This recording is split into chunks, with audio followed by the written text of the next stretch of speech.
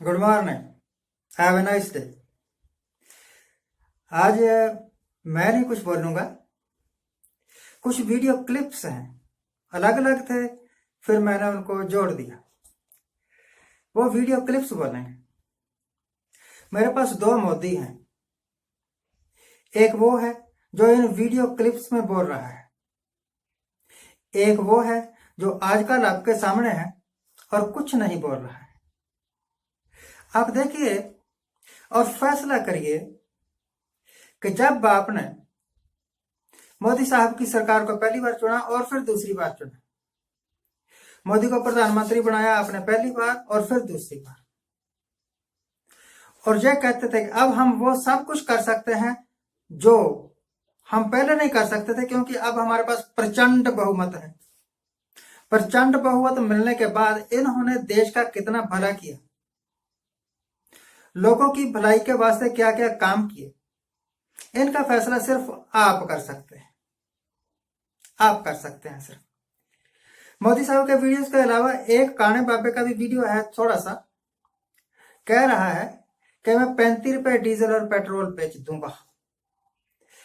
आजकल नहीं बोल रहा है, शायद भगवान को प्यारा हो गया है। देखिए और फिर फैसला करिए कि ये लीडर्स, मोदी की बात नहीं है, सारा ही है A to Z, कितने पखंडी होते हैं, कितने धोखेबाज होते हैं। इसलिए आप से मेरी प्रार्थना है कि अपने अलावा किसी पर विश्वास मत करिए। जो भी आदमी आपको यह कहता है ना कि मैं ये कर दूंगा, समझ लीजिए कि वो दुनिया का सबसे बड़ा झूठा है। नमस्कार, देखते रहिए मेरा चैनल। अगर लगे कि मैं सच बोलता हूं तो मेरे चैनल को सब्सक्राइब जरूर करिए। Thank you very much for watching. किसान बेहाल हो और फिर भी कांग्रेस वाले उनकी वोट मांगने की हिम्मत कैसे होती है, मुझे तो यही ताज्जुब होता है। अरे बेशर्मी की कोई, किसान बेहाल हो और फिर भी कांग्रेस वाले उनकी वोट मांगने की हिम्मत कैसे होती है, मुझे तो यही ताज्जुब होता है। अरे बेशर्मी की कोई, जिससे भी पता चला कि आप आ जाने वाले हैं, सबका एक सवाल था कि परेशान है लोग पेट्रोल और डीजल के दाम से, और अब आपने दूध तो बना दिया 2 रुपया सस्ता। पेट्रोल डीजल पतंजलि अगर 2 रुपए सस्ते करवा दे और मोदी जी तक ये बात पहुंचा दे तो बहुत लोग आपके कृतज्ञ होंगे। पतंजलि का पेट्रोल अभी डीजल तो भी बोल आएगा। रहे बाबा जी पैसे के पीछे भागते हो। मैंने कहा जब पैसा भाग ही मेरे रहे हैं, पीछे जब भागता बाजार में है, है तो पेट्रोल कोई भी डीजल आवाज निगम नहीं करवा दे पाया दीजिए। कि बाबा ने क्या गलत काम किया। आज ही से यहीं से एनडीटीवी के ऑफिस छोड़ने से पहले उस काम को छोड़ के जाऊंगा। बताओ क्या गलत किया। अब यूं कह रहे हो कि बाबा जी पेट्रोल पंप और लगा दो। पेट्रोल अब कब यदि करवा मैं देंगे? पेट्रोल पंप लगा दूं और ये इंडियन गवर्नमेंट मुझे जो है लगाने की अनुमति दे दे और टैक्स के ऊपर थोड़ी छूट कर दे, तो मैं तो 35-40 रुपए डीजल पेट्रोल दे सकता हूं पूरे हिंदुस्तान को। वाह, क्या बात है, तालियां इस पर जबरदस्त। 35-40 रुपए। उम्मीद करते हैं कि बाबा रामदेव अपनी ये बात, हमारी बात मोदी जी तक पहुंचा देंगे। मोदी जी तो आपकी बड़ी और बात मैं कहता हूं सुनते हैं। बाबा को लगाने की जरूरत नहीं। ये जो भारत पेट्रोल वाले और वो कौन कौन से हैं, ये Hindustan petroleum, Hindustan Bharat petroleum, Indian oil वाले, ये भी दे इंडियन सकते ऑयल, हैं। हाँ जी। ये हाँ। तो मोदी जी को एक थोड़ा सा चेंज करने की जरूरत है। तो आपकी एक तो बात, जीएसटी स्लैब में लिया हो। अरे फिर बोल रहे हैं ना, यहाँ से भी अब आप सुनना चाह रहे हो इसलिए यहाँ बोल रहे हैं, वहां तो बोलते ही बोलते हैं। हाँ, आपकी बात तो मानेंगे वो। मोदी जी मानेंगे बात, हम सबकी बात वहां तक पहुंच जाएगी आपके माध्यम से कि तो पेट्रोल से बहुत त्रस्त हैं लोग। एक तो इसको जीएसटी के दायरे में लिया और इसको लोएस्ट स्लैब में लिया हो। थोड़े दिन के लिए जो है 5%, 10% ऐसे ना, नीचे वाला स्लैब 28 वाले मत डालो अभी, इसको नीचे वाले में लिया हो। लोग कहेंगे जी फिर रेवेन्यू कहां से आएगा देश चलाने के लिए। अरे देश का घाटा थोड़ा बहुत होगा तो चलेंगे, तो सारों की जेब खाली होगी बेचारों की। साल का रिपोर्ट कार्ड के कुछ ही घंटों में उन्होंने देश में जिस प्रकार से पेट्रोल के दाम बढ़ा दिए, ये दिल्ली सरकार की शासन चलाने की नाकामयाबी का जीता जागता सबूत है। देश की जनता के अंदर भारी आक्रोश है और इसके कारण और भी चीजों पर बहुत बड़ा बोझ होने वाला है।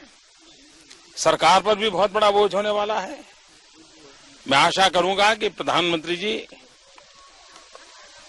देश की स्थिति को गंभीरता से लें और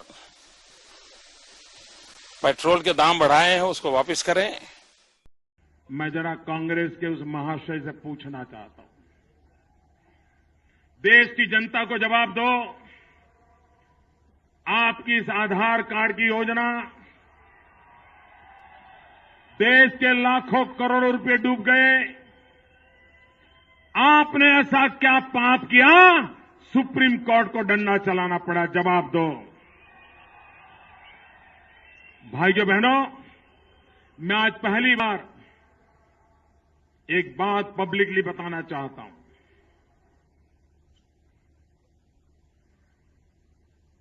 ये आधार कार्ड को लेकर के केंद्र सरकार के सारे महाशय मुझे मिलने आए थे। मैंने उनको सैकड़ों सवाल पूछे थे, 2-2 घंटे तक मैंने चर्चा की थी और ये मुझे जवाब नहीं दे पाए थे। मैंने देश की सुरक्षा के संबंध में,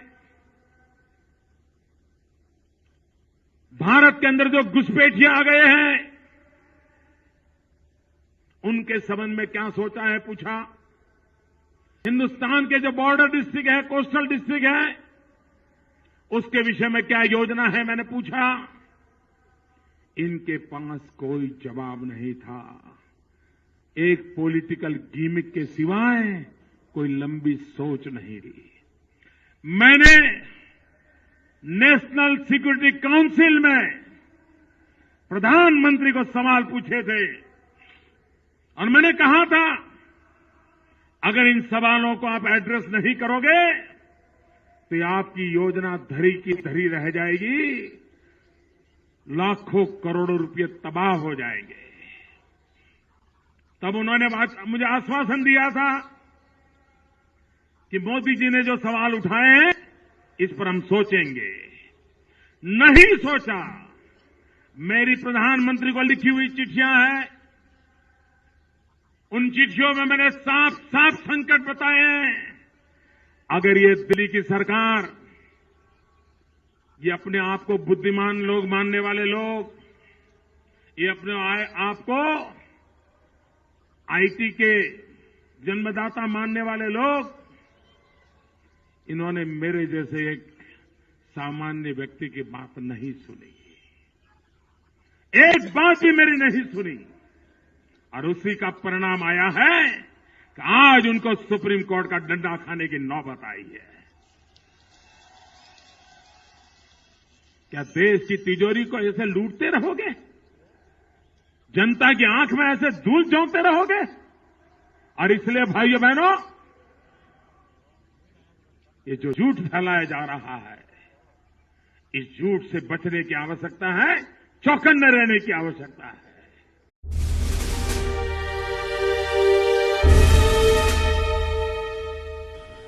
मेरे कांकेर के भाइयों बहनों, मुझे बताइए कि हमारी चोरी किया हुआ पैसा वापस आना चाहिए कि नहीं आना चाहिए? ये काला धन वापस आना चाहिए? ये चोर लुटेरों से एक एक रुपया वापस लेना चाहिए? इस रुपयों पर जनता का अधिकार है कि नहीं है?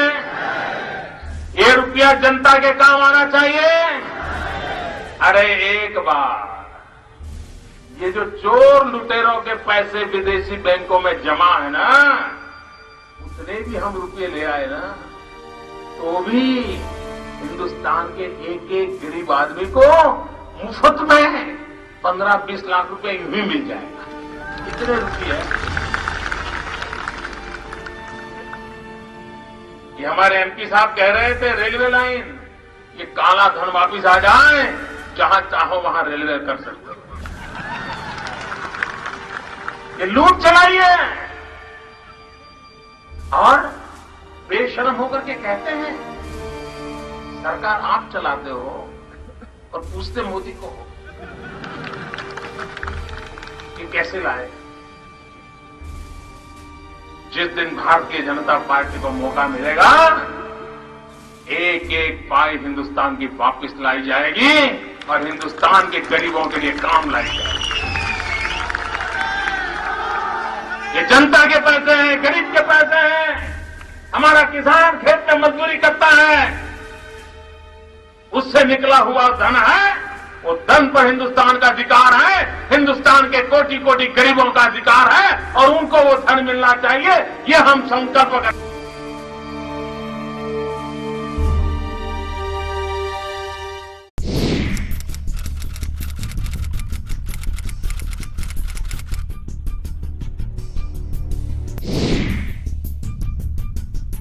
पेट्रोल के दाम कम हुए कि नहीं हुए? डीजल के दाम कम हुए कि नहीं हुए? आपका फायदा हुआ कि नहीं हुआ?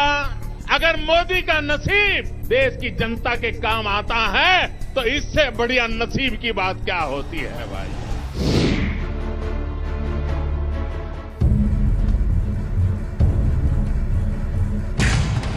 ये कीमत पेट्रोल की है। जुलाई 2008 में कच्चे तेल की कीमत अंतर्राष्ट्रीय बाजार में $145 प्रति बैरल थी और आज के दिन $40.62 प्रति बैरल है। लेकिन जब $100 ज्यादा थी तब दिल्ली में पेट्रोल की कीमत प्रति लीटर $50.62 थी और आज जब उस मुकाबले $100 कम है तो प्रति लीटर पेट्रोल की कीमत $60.48 है।